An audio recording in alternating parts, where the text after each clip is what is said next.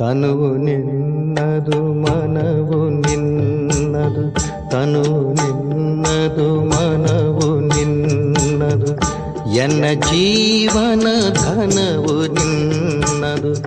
ನಾನು ನಿನ್ನವನೆಂಬ ಹೆಮ್ಮೆಯ ಋಣವು ಮಾತ್ರವೇ ನನ್ನದು. ತನು ನಿನ್ನದು ಮನವು ನಿನ್ನದು.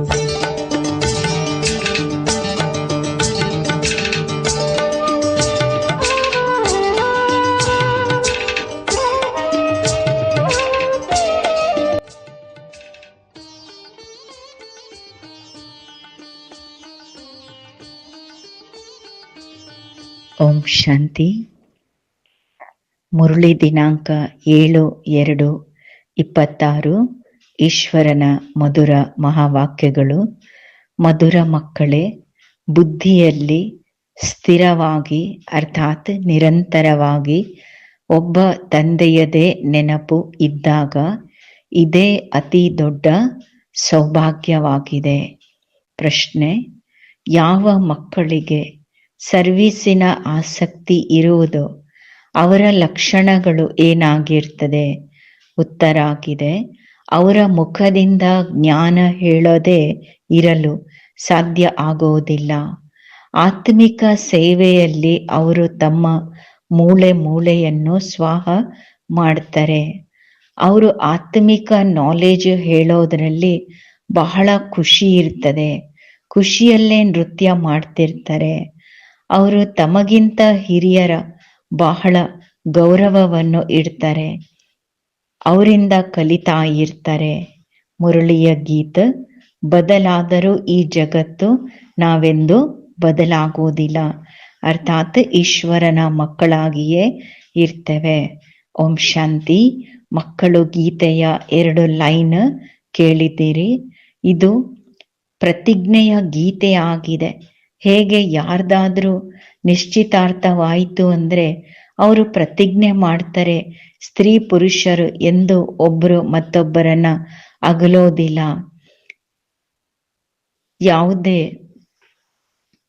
ಯಾರಾದ್ರೂ ಪರಸ್ಪರ ಸಂಬಂಧ ಹೊಂದಾಣಿಕೆ ಆಗೋದಿಲ್ಲ ಅಂದ್ರೆ ಬಿಟ್ಟು ಬಿಡ್ತಾರೆ.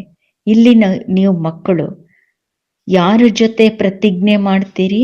ಈಶ್ವರನ ಜೊತೆ. ಯಾರ ಜೊತೆ ನೀವು ಮಕ್ಕಳದು ಅಥವಾ ಸಜನಿಯರ್ದು ನಿಶ್ಚಿತಾರ್ಥವಾಗಿದೆ? ಆದ್ರೆ ಈ ತರ ಯಾರು ವಿಶ್ವದ ಮಾಲೀಕರನ್ನಾಗಿ ಮಾಡ್ತಾರೆ ಅವರನ್ನು ಬಿಡ್ತಾರೇನು? ಇಲ್ಲಿ ನೀವು ಮಕ್ಕಳು ಕುಳಿತಿದ್ದೀರಿ, ನಿಮ್ಗೆ ಗೊತ್ತಾಗಿದೆ. ಈಗ ಬೇಹದ್ದಿನ ಬಾಪ್ ದಾದಾ ಬಂದೇ ಬಿಟ್ಟಿದ್ದಾರೆ. ಈ ಸ್ಥಿತಿ ಏನು ನಿಮ್ಮದಿಲ್ಲಿ ಇದೆ, ಅದು ಹೊರಗಡೆ ಸೆಂಟರಲ್ಲಿ ಇರ್ಲಿಕ್ಕೆ ಸಾಧ್ಯ ಇಲ್ಲ. ಮಧುಬನದಲ್ಲಿ ಬಾಪ್ ದಾದಾ ಸಮ್ಮುಖದಲ್ಲಿರೋ ಸ್ಥಿತಿ ಸೆಂಟ್ರಲ್ಲಿರಲ್ಲ, ಕೆಲವೊಮ್ಮೆ ಸೆಂಟ್ರಲ್ಲಿರೋ ಸ್ಥಿತಿ ಮನೆಯಲ್ಲಿರೋದಿಲ್ಲ. ಇಲ್ಲಿ ನೀವು ಅರ್ಥ ಮಾಡ್ಕೊಂತೀರಿ, ಸಮ್ಮುಖ ಬಾಬಾ ಮಿಲನ, ಬಾಬಾ ಬಂದಾಗ ಬಾಪ್ ದಾದಾ ಬಂದೇ ಬಿಟ್ಟಿದ್ದಾರೆ ಅನ್ನೋ ಸ್ಥಿತಿ ಇರ್ತದೆ. ಹೊರಗಡೆ ಸೆಂಟರಲ್ಲಿ ಅರ್ಥ ಮಾಡ್ಕೊಂತೀರಿ, ಬಾಬಾ ನುಡಿಸಿರೋ ಮುರುಳಿ ಈಗ ನಮ್ಗೆ ಕನ್ನಡದಲ್ಲಿ ಟ್ರಾನ್ಸ್ಲೇಷನ್ ಮಾಡಿ ನಿಮಿತ್ತರಿಂದ ಕೇಳ್ತಿದ್ದೇವೆ, ಮುರುಳಿ ಬಾಬಂದು. ಬಟ್ ನಾವು ಮುಖಾಂತರ ಕೇಳ್ತೇವೆ. ಅದಕ್ಕೆ ಇಲ್ಲಿ ಬೇರೆ ಅಲ್ಲಿ ಬೇರೆ ಬಹಳ ವ್ಯತ್ಯಾಸ ಇದೆ ಅಂತಾರೆ ಬಾಬಾ. ಏಕೆಂದ್ರೆ ಇಲ್ಲಿ ಬೇಹದ್ದಿನ ಬಾಪ್ ದಾದಾ ಸಮ್ಮುಖದಲ್ಲಿ ನೀವು ಕುಳಿತೀರಿ, ಅಲ್ಲಿ ಸೆಂಟರಲ್ಲಿ ಸಮ್ಮುಖ ಇರೋದಿಲ್ಲ. ಬಯಸ್ತಾರೆ ಸಮ್ಮುಖ ಹೋಗಿ ಬಾಬೋರ ಎದುರಲ್ಲಿ ಮುರುಳಿ ಕೇಳಬೇಕು. ಇಲ್ಲಿ ಮಕ್ಕಳ ಬುದ್ಧಿಯಲ್ಲಿ ಬಂದಿದೆ, ಬಾಬಾ ಇನ್ನೂ ಬಂದೇ ಬಿಟ್ಟಾರೆ. ಹೇಗೆ ಅನ್ಯ ಸತ್ಸಂಗಗಳಿವೆ, ಅಲ್ಲಿ ತಿಳ್ಕೊಂತಾರೆ ಇಂಥ ಸ್ವಾಮಿ ಬರ್ತಾರೆ. ಆದ್ರೆ ವಿಚಾರ ಎಲ್ಲರದು ಒಂದೇ ತರನಾಗಿ ಇರೋದಿಲ್ಲ. ಎಷ್ಟೋ ಜನರ ಬುದ್ಧಿಯೋಗಂತೂ ಬೇರೆ ಬೇರೆ ಕಡೆ ಅಲೆದಾಡ್ತಾ ಇರ್ತದೆ. ಕೆಲವರಿಗೆ ಪತಿ ನೆನಪಾಗ್ತಾರೆ, ಕೆಲವರಿಗೆ ಸಂಬಂಧಿಗಳು ನೆನಪಾಗ್ತಾರೆ. ಬುದ್ಧಿಯೋಗ ಒಬ್ಬ ಗುರುವಿನ ಜೊತೆ ಸ್ಥಿರ ಇರೋದಿಲ್ಲ. ಕೆಲವರು ವಿರಳ ಇರ್ತಾರೆ, ಅವರಿಗೆ ಆ ಸ್ವಾಮೀಜಿಯ ನೆನಪಿನಲ್ಲಿ ಅವರು ಕುತ್ಕೊಂಡಿರ್ತಾರೆ. ಇಲ್ಲಿಯೂ ಅದೇ ರೀತಿಯಲ್ಲಿ ಈ ತರ ಎಲ್ಲ ಎಲ್ಲರೂ ಶಿವಬಾಬಾವರ ನೆನಪಿನಲ್ಲಿರ್ತಾರೆ. ಬುದ್ಧಿ ಒಂದು ಕಡೆ ಮತ್ತೊಂದು ಕಡೆ ಓಡ್ತಾ ಇರ್ತದೆ. ಮಿತ್ರ ಸಂಬಂಧಿ ಇತ್ಯಾದಿ ನೆನಪಿಗೆ ಬರ್ತಾರೆ.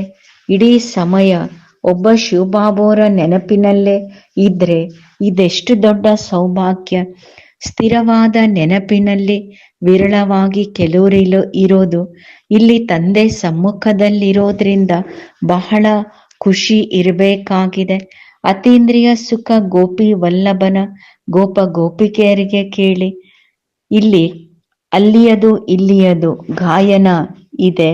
ಇಲ್ಲಿ ನೀವು ತಂದೆಯ ನೆನಪಿನಲ್ಲಿ ಕುತ್ಕೊಳ್ತೀರಿ.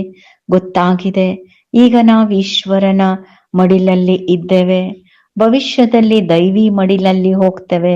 ಬಲೆ ಯಾರ್ದಾದ್ರೂ ಬುದ್ಧಿಯಲ್ಲಿ ಸರ್ವಿಸಿನ ವಿಚಾರಗಳು ನಡೀತಾ ಇರಬಹುದು.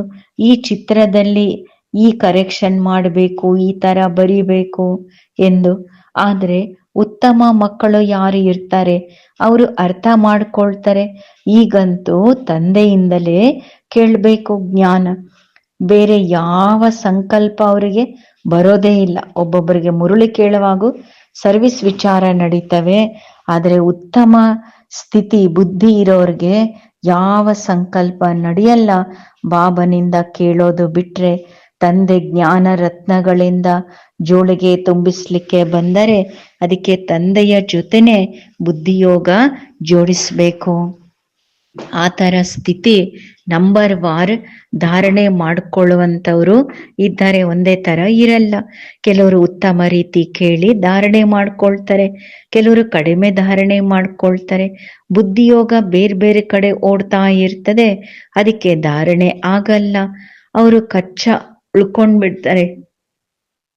ಒಬ್ಬರು ಮತ್ತೊಬ್ಬರಿಗೆ ಮುರುಳಿ ಕೇಳೋದು, ಒಬ್ಬರು ಒಂದು ಸಾರಿ ಮತ್ತೊಂದು ಸಾರಿ ಮುರುಳಿ ಕೇಳೋದು ಕೇಳಿ ಧಾರಣೆ ಆಗಿಲ್ಲ ಅಂದ್ರೆ ಮತ್ತೆ ಅದು ಅಭ್ಯಾಸ ಪಕ್ಕ ಆಗ್ತಾ ಹೋಗ್ತದೆ.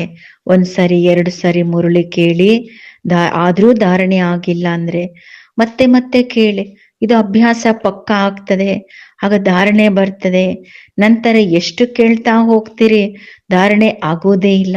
ಕೆಲವೊಬ್ಬರಿಗೆ ಎಷ್ಟು ಕೇಳಿದ್ರು ಧಾರಣೆ ಆಗಲ್ಲ. ಕೆಲವ್ರಿಗೆ ಕೇಳಿ ಇನ್ನೊಬ್ಬರಿಗೆ ಹೇಳಕ್ಕೂ ಬರಲ್ಲ. ಯಾರಿಗೆ ಧಾರಣೆ ಆಗ್ತದೆ ಅವರು ಮತ್ತೆ ಸರ್ವಿಸಿನ ಆಸಕ್ತಿ ಇಟ್ಕೊಂಡಿರ್ತಾರೆ.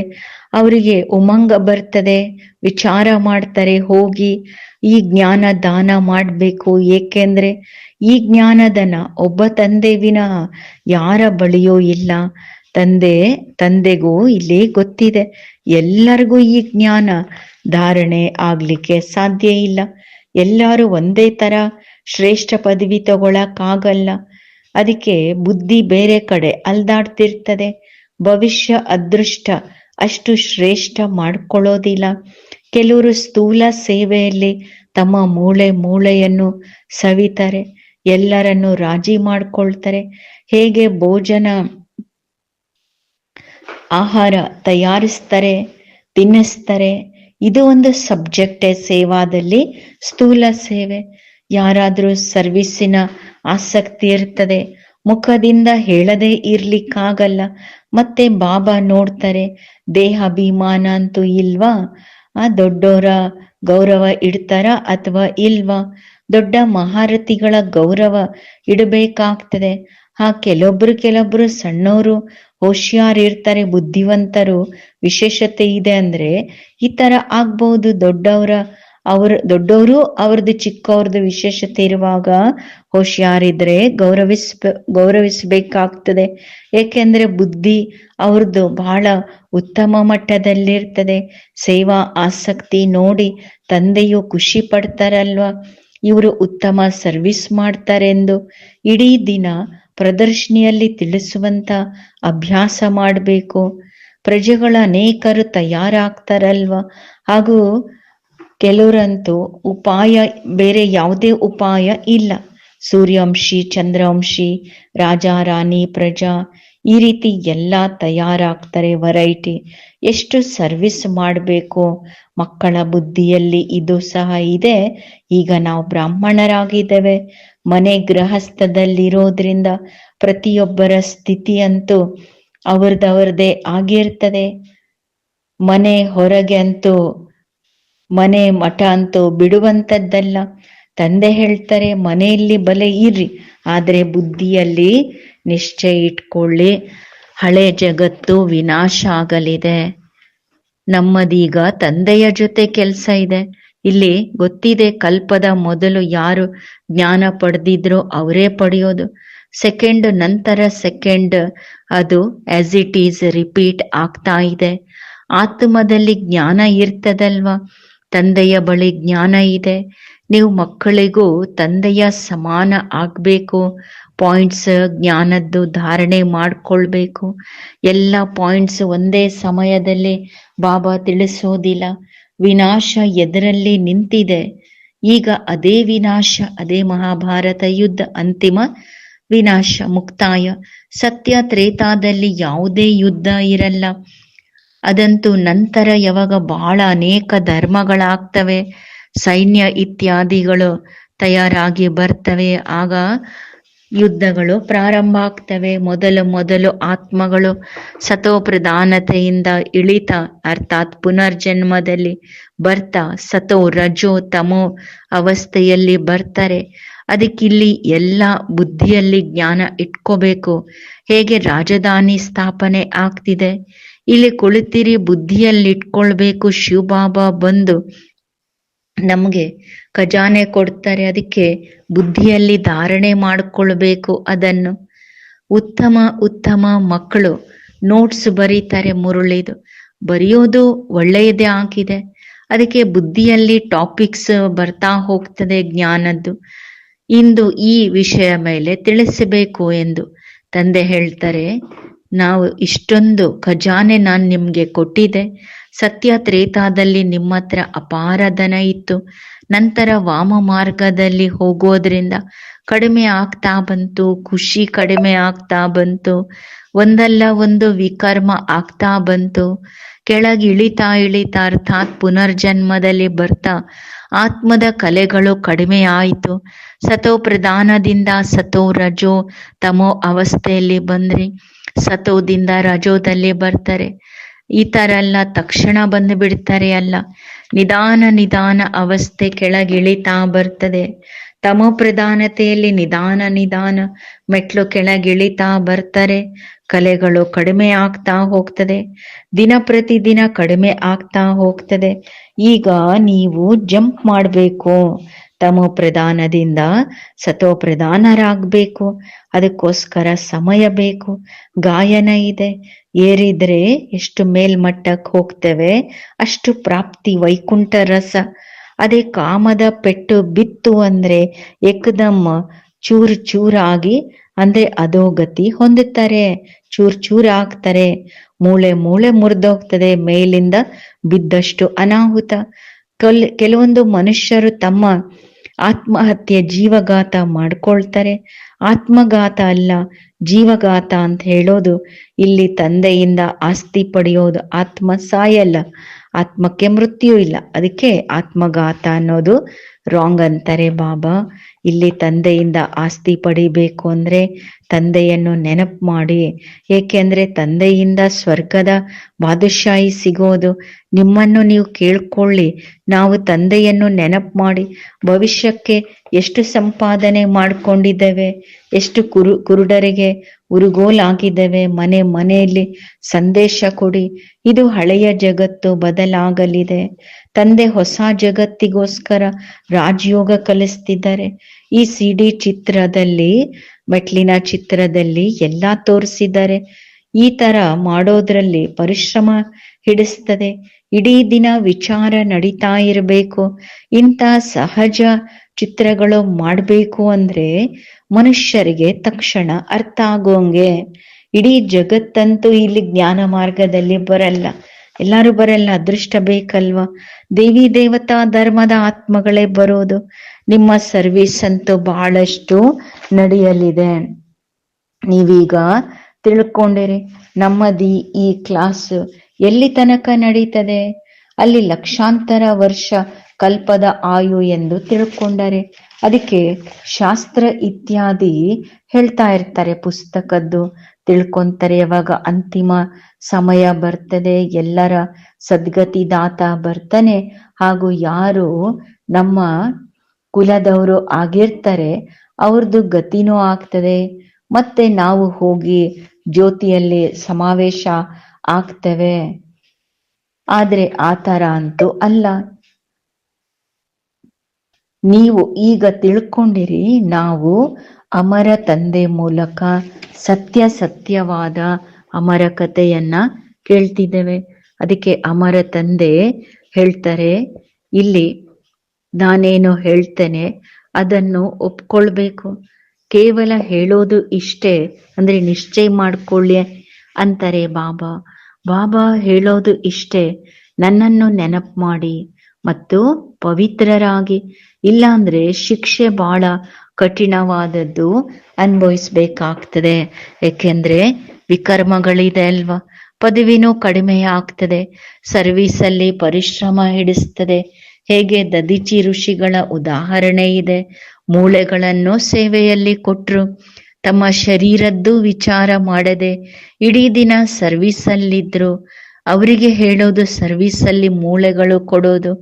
ಒಂದು ಭೌತಿಕ ಮೂಳೆಯ ಸರ್ವಿಸ್, ಎರಡನೇದು ಆತ್ಮಿಕ ಮೂಳೆಯ ಸರ್ವಿಸ್. ಮೂಳೆ ಅಂದ್ರೆ ಅನವರ್ತವಾಗಿ ಸಂಪೂರ್ಣ ಸಮರ್ಪಣಾ ಭಾವ ಅಂತ ಬಾಬಾ ಹೇಳ್ತಾ ಇದ್ದಾರೆ. ಆತ್ಮಿಕ ಸರ್ವಿಸ್ ಮಾಡುವ ಆತ್ಮಿಕ ಜ್ಞಾನ, ಆತ್ಮಿಕ ಸರ್ವಿಸ್ ಮಾಡೋರು ಆತ್ಮಿಕ ಜ್ಞಾನ ಹೇಳ್ತಿರ್ತಾರೆ. ಧನ ದಾನ ಮಾಡ್ತಾ ಖುಷಿಯಲ್ಲಿ ನೃತ್ಯ ಮಾಡ್ತಾರೆ, ಜ್ಞಾನಧನ. ಜಗತ್ತಲ್ಲಿ ಮನುಷ್ಯರು ಯಾರು ಸರ್ವಿಸ್ ಮಾಡ್ತಾರೆ ಅದೆಲ್ಲ ಭೌತಿಕವಾದದ್ದು.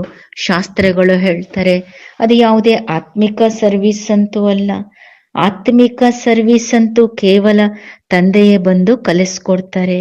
ಸ್ಪಿರಿಚುವಲ್ ತಂದೆ, ಆತ್ಮಿಕ ತಂದೆ ಬಂದು ಸ್ಪಿರಿಚುವಲ್ ಮಕ್ಕಳು ಆತ್ಮಗಳಿಗೆ ಓದಿಸ್ತಾ ಇದ್ದಾರೆ. ನೀವು ಮಕ್ಕಳೀಗ ತಯಾರಿ ಮಾಡ್ಕೊಳ್ತಾ ಇದ್ದೀರಿ ಸತ್ಯೋಗ ಹೊಸ ಜಗತ್ತಲ್ಲಿ ಹೋಗೋದಕ್ಕೆ. ಅಲ್ಲಿ ನಿಮ್ಮಿಂದ ಯಾವುದೇ ವಿಕರ್ಮ ನಡೆಯೋದಿಲ್ಲ. ಅಲ್ಲಿರೋದೇ ರಾಮರಾಜ್ಯ, ಅಲ್ಲಿ ಇರೋದೇ ಕೆಲವರು. ಈಗ ರಾವಣ ರಾಜ್ಯದಲ್ಲಿ ಎಷ್ಟು ದುಃಖಿಯಾಗಿದ್ದಾರೆ. ಇಲ್ಲಿ ಪೂರ್ಣ ಜ್ಞಾನ ನಿಮ್ಮ ಬುದ್ಧಿಯಲ್ಲಿದೆ.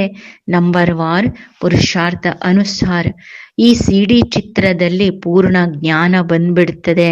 ತಂದೆ ಹೇಳ್ತಾರೆ, ಈ ಅಂತಿಮ ಜನ್ಮ ಪವಿತ್ರರಾದಾಗ ಪವಿತ್ರ ಜಗತ್ತಿನ ಮಾಲೀಕರು ಆಗಿವರೇ.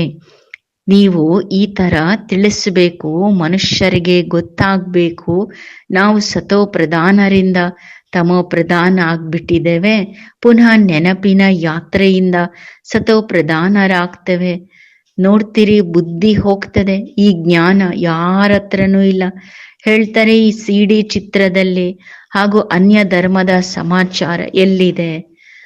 ಅಲ್ಲಿ ನೀವು ಈ ಗೋಳಾದಲ್ಲೋ ಬರ್ದಿರ್ಬೇಕು, ಸ್ವಸ್ತಿಕ್ ಚಿತ್ರ. ಗೋಳ ಅಂದ್ರೆ ಹೊಸ ಜಗತ್ತಲ್ಲಂತೂ ಎಲ್ಲರೂ ಬರಲ್ಲ, ಅವರಿಗೆ ಮುಕ್ತಿ ಮಾತ್ರ, ಶಾಂತಿ ಸಿಗ್ತದೆ. ಭಾರತವಾಸಿನೇ ಸ್ವರ್ಗದಲ್ಲಿದ್ರು, ತಂದೆ ಭಾರತದಲ್ಲಿ ಬಂದು ರಾಜಯೋಗ ಕಲಿಸ್ತಾರೆ. ಅದಕ್ಕೆ ಭಾರತದ ಪ್ರಾಚೀನ ಯೋಗ ಎಲ್ಲರೂ ಇಷ್ಟಪಡ್ತಾರೆ. ಈ ಚಿತ್ರದಿಂದ ಅವರು ಸ್ವಯಂ ಅರ್ಥ ಮಾಡ್ಕೊಳ್ಬಹುದು. ಹೌದು, ಹೊಸ ಜಗತ್ತಲ್ಲಿ ಕೇವಲ ಭಾರತ ಇತ್ತು, ತಮ್ಮ ಧರ್ಮವನ್ನ ಅರ್ಥ ಮಾಡ್ಕೊಳ್ಬಹುದು. ಬಲೆ ಕ್ರೈಸ್ತ ಬಂದ ಧರ್ಮ ಸ್ಥಾಪನೆ ಮಾಡ್ಲಿಕ್ಕೆ, ಈ ಸಮಯದಲ್ಲಿ ಅವರು ತಮ್ಮ ಪ್ರಧಾನ. ಇಲ್ಲಿ ರಚಯಿತ ರಚನೆದು ಎಷ್ಟು ದೊಡ್ಡ ಜ್ಞಾನ ಇದೆ. ನೀವು ಹೇಳ್ಬಹುದು, ನಾವು ಯಾರದೇ ಹಣದ ಅಗತ್ಯ ನಮ್ಗೆ ಇಲ್ಲ. ಹಣ ನಾವೇನ್ ಮಾಡ್ತೇವೆ? ಇಲ್ಲಿ ಹಣ ತಗೊಂಡು ಜಮಾ ಮಾಡಿ ಕೂತ್ಕೊಳ್ಳೋದಲ್ಲ. ಯಾರೇನ್ ಹಣ ಕೊಟ್ರು ಈಶ್ವರನ ಕಾರ್ಯದಲ್ಲಿ ತೊಡಗಿಸೋದು. ಅದಕ್ಕೆ ಹಣದ ಅಗತ್ಯ ಇಲ್ಲ ಅಂತ ಹೇಳೋದು.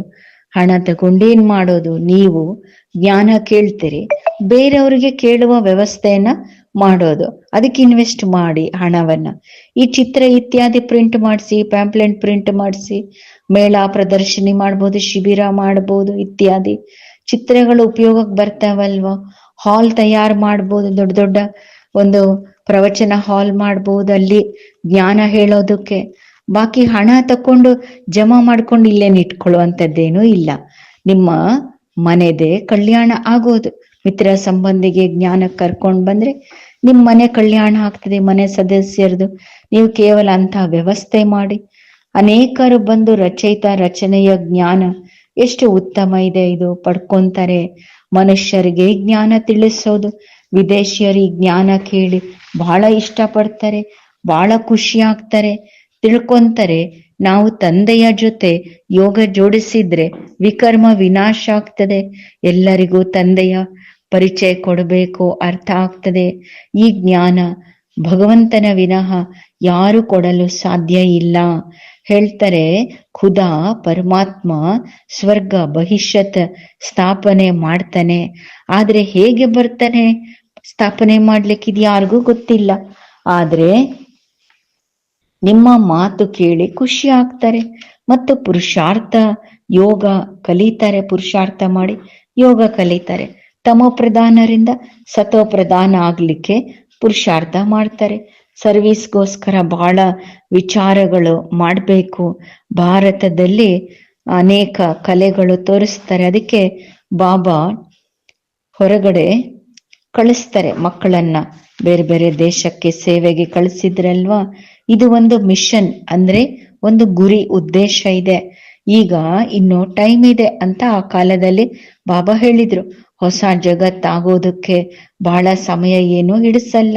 ಎಲ್ಲಾದ್ರೂ ಭೂಕಂಪ ಇತ್ಯಾದಿ ಆಯ್ತು ಅಂದ್ರೆ 2-3 ವರ್ಷದಲ್ಲಿ ಏಕದಮ್ಸೆ ಹೊಸ ಮನೆ ಇತ್ಯಾದಿ ತಯಾರಾಗ್ಬಿಡ್ತದಲ್ವ. ಟೆಕ್ನಾಲಜಿ ಅಷ್ಟು ಬೆಳೆದಿದೆ. ಅಂತ ಕಾರ್ಮಿಕರು ಬಹಳ ಬುದ್ಧಿವಂತರು ಇದ್ದಾರೆ. ಸಾಮಾನು ಎಲ್ಲ ತಯಾರು ಆಗ್ಬಿಡ್ತದೆ, ರೆಡಿಮೇಡೇ ಸಿಗ್ತವೆ. ಇವತ್ತು ಬಿಲ್ಡಿಂಗ್ ಕಟ್ಟೋದು ಬಹಳ ಸಮಯ ಏನು ತೆಗೆದುಕೊಳ್ಳಲ್ಲ ಅಂತಾರೆ ಬಾಬಾ. ವಿದೇಶದಲ್ಲಿ ಮನೆಗಳು ಹೇಗೆ ತಯಾರಾಗ್ತವೆ? ಮಿನಿಟ್ ಮೋಟಾರ್ ಅಂತಾರೆ ಬಾಬಾ. ಸ್ವರ್ಗದಲ್ಲಿ ಎಷ್ಟು ಜಲ್ದಿ ತಯಾರಾಗ್ತವೆ. ಬಂಗಾರ ಬೆಳ್ಳಿ ಇತ್ಯಾದಿ ನಿಮ್ಗೆ ಸಿಗ್ತದೆ. ಗಣಿಗಳಿಂದ ನೀವು ಬಂಗಾರ ಬೆಳ್ಳಿ ವಜ್ರಗಳು ತೆಗೆದುಕೊಂಡು ಬರ್ತೀರಿ. ಕಲೆ ಅಂತೂ ಎಲ್ಲರೂ ಕಲ್ತಿರ್ತಾರೆ. ವಿಜ್ಞಾನ ಎಷ್ಟು ಘಮಂಡ ಇಲ್ಲಿ ಈಗ ನಡೀತಾ ಇದೆ. ಈ ವಿಜ್ಞಾನ ನಂತರ ಅಲ್ಲಿ ಉಪಯೋಗಕ್ಕೆ ಬರ್ತದೆ. ಅಲ್ಲಿ ಕಲಿಯುವಂಥವ್ರು ಮತ್ತೆ ಮುಂದಿನ ಜನ್ಮದಲ್ಲಿ ಇಲ್ಲಿ ಕಲ್ತು ಆ ಸಂಸ್ಕಾರ ಮುಂದಿನ ಜನ್ಮದಲ್ಲಿ ತಗೊಂಡೋಗ್ತಾರೆ, ಅದು ಉಪಯೋಗಕ್ಕೆ ಬರ್ತದೆ. ಆ ಸಮಯದಲ್ಲಿ ಇಡೀ ಜಗತ್ತು ಹೊಸದಾಗಿರ್ತದೆ. ರಾವಣ ರಾಜ್ಯ ವಿನಾಶ ಆಗೋಗ್ತದೆ. ಪಂಚತತ್ವಗಳು ಕಾಯ್ದೆ ಅನುಸಾರ ಸರ್ವಿಸ್ ಅಲ್ಲಿ ತೊಡಗ್ತವೆ. ಸ್ವರ್ಗ ಆಗೋಗ್ತದೆ. ಅಲ್ಲಿ ಯಾವುದೇ ಈ ತರ ಉಪದ್ರವ ಸಂಕಟಗಳು ರಾವಣ ರಾಜ್ಯ ಇರಲ್ಲ. ಎಲ್ಲರೂ ಸತೋ ಪ್ರಧಾನ ಇರ್ತಾರೆ. ಅತ್ಯಂತ ಉತ್ತಮ ಮಾತು, ನೀವು ಮಕ್ಕಳದು ತಂದೆಯೊಂದಿಗೆ ಬಹಳ ಲವ್ ಪ್ರೀತಿ ಇರಬೇಕು. ತಂದೆ ಖಜಾನೆ ಕೊಡ್ತಾರೆ, ಅದನ್ನ ಧಾರಣೆ ಮಾಡಿಕೊಂಡು ಅನ್ಯರಿಗೆ ದಾನ ಮಾಡಬೇಕು. ಎಷ್ಟು ದಾನ ಮಾಡ್ತೀರಿ ಅಷ್ಟು ಜಮಾ ಆಗ್ತಾ ಹೋಗ್ತದೆ ಪುಣ್ಯ. ಸರ್ವಿಸೇ ಮಾಡಲ್ಲ ಅಂದ್ರೆ ಧಾರಣೆ ಹೇಗಾಗೋದು? ಸರ್ವಿಸ್ ಮಾಡಿ ಬೇರೆಯವ್ರ ಜ್ಞಾನ ಕೊಟ್ರೆ ನಮ್ಮ ಬುದ್ಧಿಯಲ್ಲೂ ಧಾರಣೆ ಆಗ್ತದೆ. ಸರ್ವಿಸ್ ಅಲ್ಲಿ ಬುದ್ಧಿ ಓಡಿಸ್ಬೇಕು. ಸರ್ವಿಸ್ ಬಹಳ ಅನೇಕ ರೀತಿಯಲ್ಲಿ ಮಾಡಬಹುದು. ದಿನ ಪ್ರತಿದಿನ ಉನ್ನತಿ ಪಡಿಬೇಕು. ತಮ್ಮ ಉನ್ನತಿ ಮಾಡಿಕೊಳ್ಳಿ. ಒಳ್ಳೆಯದು. ಮಧುರಾತಿ ಮಧುರ ಅಗಲಿ ಪುನಃ ಸಿಕ್ಕಿರುವ ಮಕ್ಕಳಿಗೆ ಮಾತ್ಪಿತಾ ಬಾಪ್ ದಾದಾರವರ ನೆನಪು, ಪ್ರೀತಿ ಮತ್ತು ಸುಪ್ರಭಾತ್. ಆತ್ಮಿಕ ತಂದೆಯದು ಆತ್ಮಿಕ ಮಕ್ಕಳಿಗೆ ನಮಸ್ತೆ. ಆತ್ಮಿಕ ಮಕ್ಕಳದು ಸಹ ಆತ್ಮಿಕ ತಂದೆಗೆ ನೆನಪು, ಪ್ರೀತಿ, ಸುಪ್ರಭಾತ್. ನಮಸ್ತೆ ನಮಸ್ತೆ ನಮಸ್ತೆ. ಧಾರಣೆಗೋಸ್ಕರ ಮುಖ್ಯ ಸಾರ: ಸದಾ ಆತ್ಮಿಕ ಸರ್ವಿಸ್ ಅಲ್ಲಿ ತತ್ಪರರಾಗಿರಿ. ಜ್ಞಾನದನ ದಾನ ಮಾಡಿ ಖುಷಿಯಲ್ಲಿ ನೃತ್ಯ ಮಾಡ್ತಾ ಇರಬೇಕು. ಸ್ವಯಂ ಧಾರಣೆ ಮಾಡಿಕೊಂಡು ಅನ್ಯರಿಗೂ ಧಾರಣೆ ಮಾಡಿಸ್ಬೇಕು. 2ನೇದು, ತಂದೆ ಯಾವ ಜ್ಞಾನದ ಖಜಾನೆ ಕೊಡ್ತಾರೆ ಅದರಿಂದ ತಮ್ಮ ಜೋಳಿಗೆ ತುಂಬಿಸ್ಕೋಬೇಕು. ನೋಟ್ ಮಾಡ್ಕೋಬೇಕು ಪುಸ್ತಕದಲ್ಲಿ ಮುರುಳಿ ಪಾಯಿಂಟ್ಸ್. ಹಾಗೂ ಭಿನ್ನ ಭಿನ್ನ ವಿಷಯಗಳ ಮೇಲೆ, ಜ್ಞಾನದ ವಿಷಯ ಮೇಲೆ ತಿಳಿಸ್ಬೇಕು. ಜ್ಞಾನದನದ ದಾನ ಮಾಡೋದಕ್ಕೆ ಉಮಂಗ ಬರಬೇಕು. ವರದಾನ: ಸತ್ಯತೆಯ ಮಹಾನತೆಯಿಂದ ಸದಾ ಖುಷಿಯ ಉಯ್ಯಾಲೆಯಲ್ಲೇ ಓಲಾಡುವಂತ ಅಥಾರಿಟಿ ಸ್ವರೂಪ ಅಂದ್ರೆ ಶಕ್ತಿ ಸ್ವರೂಪರು ಆಗಿರಿ. ಸತ್ಯತೆಯ ಅಥಾರಿಟಿ ಸ್ವರೂಪ ಮಕ್ಕಳದು ಗಾಯನ ಇದೆ.